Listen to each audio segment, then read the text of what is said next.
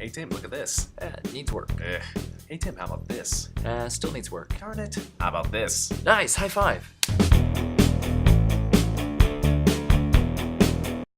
Hey there everybody, how's it going? My name's Tim. And my name's Michael. And you're watching the TMI show. That's the Tim and Michael Information Show. And today, like last episode, what we did was kind of a free form of thought. And well, more freeform than usual anyway. Well, Tim made a really good point. He says usually we've been doing pretty structured things, especially when we're trying to give you advice. But when we originally conceived this episode, as Tim was the actual one who came and pitched it to me, he said it's because we talk a lot. Yeah. And we were starting to talk about these ideas that were just really fun to talk. And so it was also nice to just take the structure off and kind of, let things go for once.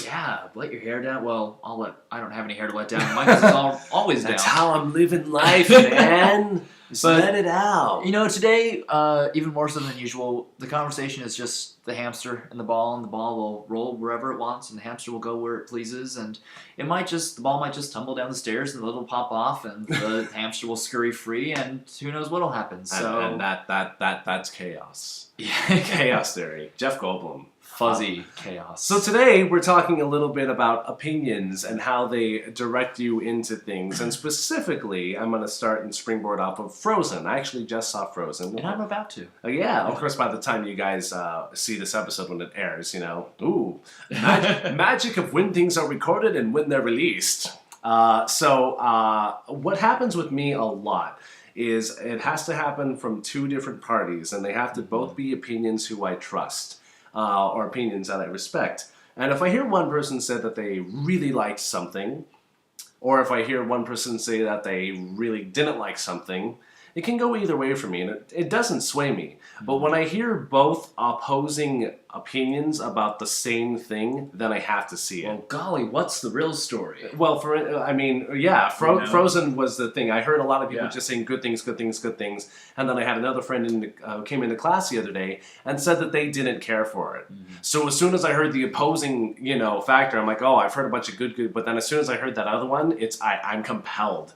Obsessively compelled. Then now I really have to see it. Because then I want to see what it is that's working the gambit of people's brains, Well, and sometimes you see things and you're like, oh, well, I can understand why that person didn't like that. That wasn't really their cup of tea, Yeah, and I think that was also the point because I really wondered what it was with why she didn't like it. And I think it was that it probably just wasn't her cup of tea.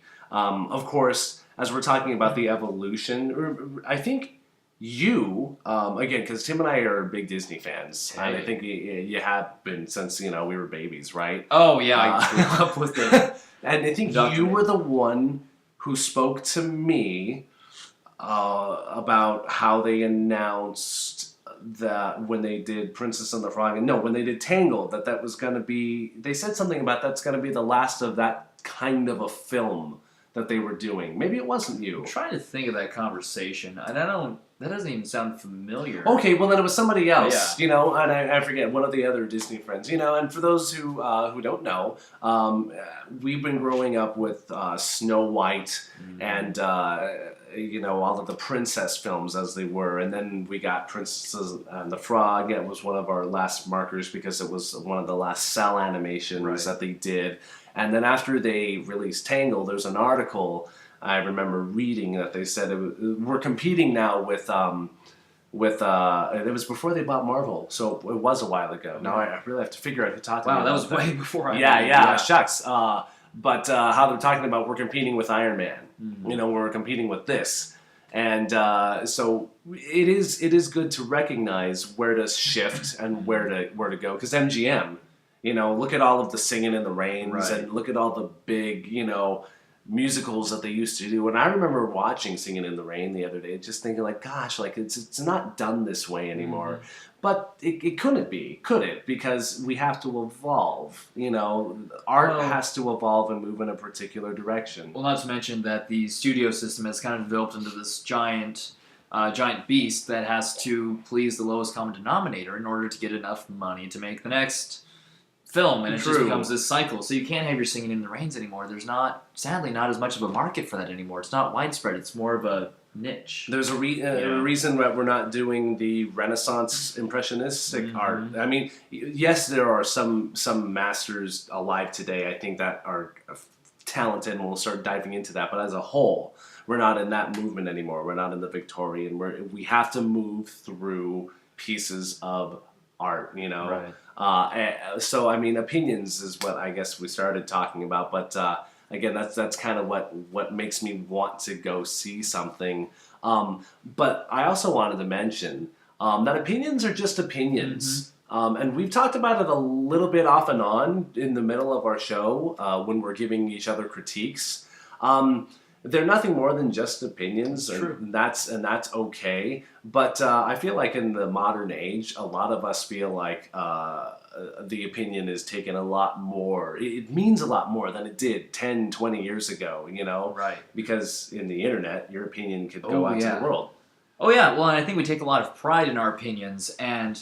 Well, if we're passionate, we should, right? Yeah. Right? Yeah. But then don't get offended by them either. You know, they're just an opinion, so don't be swayed. And don't you notice how people get into these major tussles and kind of fights almost about, like, you know, well, it didn't work because of this. Right. Oh, but it went, and you're just like, whoa, like, you cannot like it, and that's fine. That's fine, but you know, or maybe really that didn't work, but my gosh, the rest of the film or the rest of the book or the rest of whatever had this going for it. But you know, can we appreciate that and not get dragged down by this one thing? Yeah, I definitely think I hope this goes away because ever since you know, within the last few years, I've just seen more and more of them. I've seen more and more of those kind of like opposing views and people going at it forever. And I don't even know, I'll ask you this, do you think if we got two people who are arguing about a film, do you think if the film creator was present that he or she would even be as passionate as these two people are? I mean, I forgive me if I say, I feel like it's almost a little barbaric the way that I see some of these people bicker. I was gonna say, well, not to mention, I mean, if you're the creator, you know your work better than anybody because you have spent so much time creating it. And, you know, by the time you get to the point where people have seen it and bicker over it, you've recognized the flaws and you've accepted them, and you're like, okay, well, we'll take that and run with it on the next project and move on. And I think you just get to this point of deciding it's not worth arguing over. So to see people just butt heads over it, it's like, you know? And it's funny because you say they take note of it, because I know that certain musicians and bands that I love, that are my favorite bands and that I follow, are obviously aware over, especially if they're a band that's been here for a couple decades plus, let's just say. They're aware how an album did, and they're aware what the overall reception of it was. You know when an art piece works, and you know when something didn't do as well. But nowadays, I feel like there's also this mindset that some people have, and again, kind of barbaric, that your opinion can change. Your opinion can sway them, and I just think that that's some sort of strange notion that we, who aren't even involved in the production, can change where it's going to go. Kind of like the Family Guy thing. Did you hear about that? Possibly. The petition. Oh yeah, So I mean, spoiler alert. I was gonna say, I don't know if you want to tread on the spoilers here, but I guess we're going to. So. You know, this is, you know, when we wave our hands like this, then you can skip ahead, and then the spoiler will be done. There you go. So Family Guy killed off a character, and people were signing a petition the next day to get them back. And I heard Ralph Garman, who I love, on Kevin and Bean in the morning. After he was doing his Showbiz report, because he also works with Seth and he does a lot of voices for Family Guy. He had the best response, I think, to it, especially as a person who works on the show. You know, and he said, if a person's artistic, you know, piece, if it is meant to invoke some sort of response from you, then they did what they did. And who are we to tell them how to do it? we're nobody. Yeah. We're the viewer, you know. And also, my analogy: if I was in a theater, I could not imagine anybody standing up in the middle of the theater and shouting that they didn't like how something happened and they're gonna find the playwright and you need to change that. I mean, it's you would never do that. If you did, you'd get kicked out and you'd never be allowed on the premises again because of the theater Nothing ushers. but DVD releases for you. Yeah, you know, so bad. And I'm talking stage. Oh, you know, sorry. I'm talking, well, theater, you know, movie theater. I went to film school. No, it's okay, and I do theater.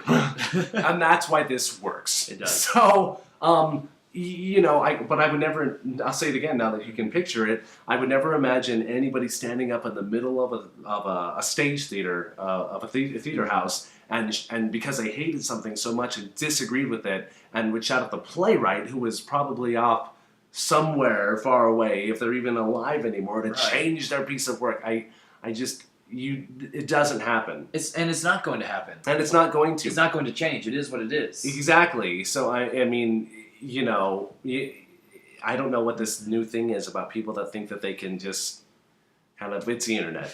You know what? Well, I might go back to, because I think so often we look at opinions, and we see them as fact.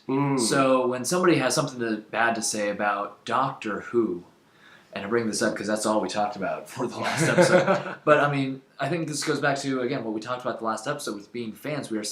Some of us are such diehard fans that when somebody has something bad to say about Doctor Who, even if it's just an opinion, it wounds us in here. And that's when the bickering starts, and we got to come back and counter that, but then they counter that, and no, Moffat's a hack, and you know what? Gosh, leave it alone. Let's just enjoy it for what it is. Or, you know what? Or just agree to disagree, which I notice, I mean, you do all the time. So many times I've heard Michael say in conversation, when I might say something that kind of is counter to what he's saying, and he'll say, you know what? And that's perfectly fine. Yeah, it is. You know what? Because so you disagree on something. I can't imagine a world where everybody agrees on everything. We need that sort of diversity. Yeah. We really do. And also, it just popped into my head. I think it was Marilyn Manson who said everybody should be in a band. You know, it's an experience that you should have. Everybody, and I say it about a lot of different things. Like I was in the painters. I was in the painting studio the other day, and because I just watch people paint, and it's not anything that I can do. I mean, I painted when I was in third grade. You know, but I can't paint like these people paint. And I told them, I said, everybody in here, I mean, they're just inspiring me with all this stuff, but I said, you all need to be a part of painting a set, like for theater. You all need to be a part of painting it and tearing it down at the end of the run.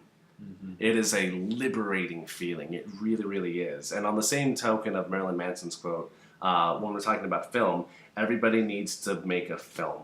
I really think if you're a fan of anything, try doing it. And you may not have, and you don't have to, but if you want to, because after I made that film with my mentor, I was so, wow. I mean, I've always loved movies, but being a part of like a movie and the 16, 17 hour day, it is, isn't it? It's wonderful. And he told me, because at the time in 2006 or whatever it is, I hadn't seen every single.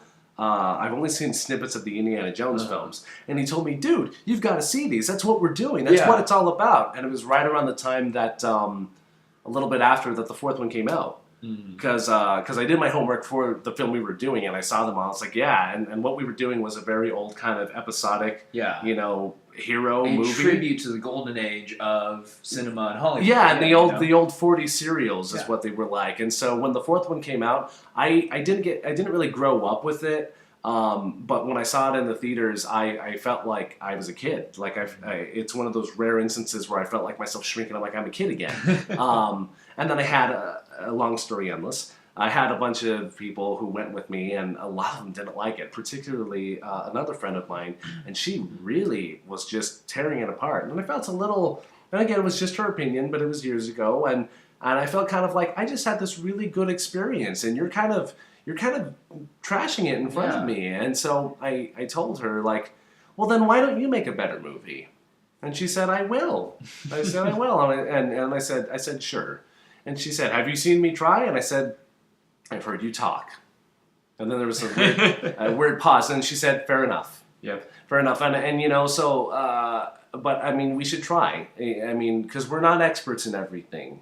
And you will appreciate something much more when you actually do the whatever it is. I think that's why that show, Horrible Bosses, really works. Or not Horrible Bosses, I'm sorry, Undercover Boss. Yeah. I think that's why a show like that works, because they want to see somebody, you know, and some of them do excellently, and I think it's great, you know. But yeah, you'll never know. You know what? I feel the same way. Ever since I started drawing and painting a couple of years ago, I look at artwork and I have such an appreciation for it. The strokes and the tone and the musculature. I look at curves in a way that I didn't see them before. Not to say that in like a sexy way. No. If art is sexy. It really is. Art is everything. It's sad. It's happy. It's us. It's the human emotion. It's the raw everything that it is. Because if it isn't, art is what you make it. You know. It really is. Speaking of opinions, you know. I think really the one thing to keep in mind about opinions too, because I've been thinking about this the whole time we've been talking, is that, I mean, they vary so much from people. Apparently, I don't have one. But I mean, you know, we all have different experiences and all have different tastes, and our experiences are going to influence our opinions as well. And I say this because I remember when the first Hobbit film came out last Christmas. And I saw it, and I had just the best time. And then I talked to a lot of people who didn't like it. And at first I was kind of like, oh, well, I mean, come on, it was a good film, and it kind of did pretty well critically, and I liked it. And then I eventually realized that the people who didn't like it were usually people who had read the book and were really big fans of the book, and didn't really like kind of the loftier take on the book that the film attempted. And I've read the book now, but I hadn't read it since high school when I saw the movie, and I couldn't tell you anything about it. You know, I knew there was a dragon, and there were dwarves, and there was a hobbit, and that was about it. So I mean, I had a great time because I had no expectations. I was just really happy to be back in Middle Earth, and so here you have me, the guy who really liked the film, and the people who really didn't like the film, and we feel very differently about the film. And you know what? Again, that's okay, because you know, the fact that I really like the film doesn't make the film a bad film. And the fact that they didn't really like it doesn't mean that it's not a good film. It's just what it is. And it's probably realistically somewhere in the middle. And keeping also in mind, as we're doing this show, all we're doing is sort of throwing out opinions, especially for an episode like this. And even on the episodes where I think we're trying to give advice, we're only ever doing the best that we can, you know, from our personal experience. Because, you know, for what do we know? Right. We're not doing this professionally, certainly. We will someday. Someday. We will. So thanks for listening to our opinion, and we love your opinion as well, even if we disagree, for whoever you are, for whatever it is. So thanks for joining us for this episode of TMI, and we hope you guys have a good one. Take care. Hey guys, you can always send a friendly little note to tmi.art.productions@gmail.com. Am I supposed to say something?